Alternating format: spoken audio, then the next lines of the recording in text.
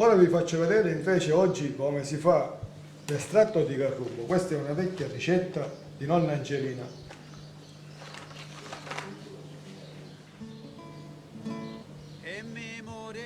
È una ricetta molto semplice, però ha un procedimento molto lungo.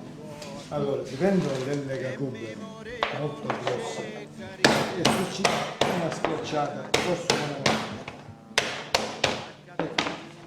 Queste carrube si mettono a mollo d'acqua, dell'acqua per 24 ore.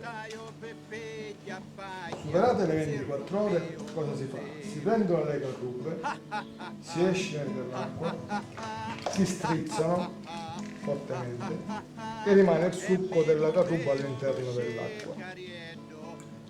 Così.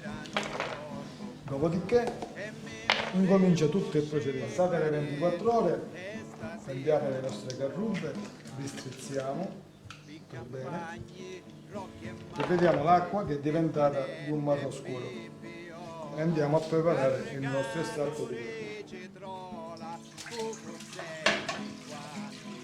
A questo punto avviene una cottura molto lenta. Per 24 ore bisogna cuocere questo liquido a fuoco bassissimo. Il tutto si riduce da un 5-6%, quindi viene un liquido molto denso e molto profumato. Passate queste 24 ore, ecco il nostro risultato.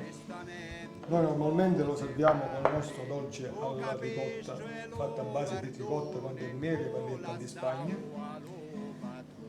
Come si può vedere, la densità del nostro sciroppo di carrubo.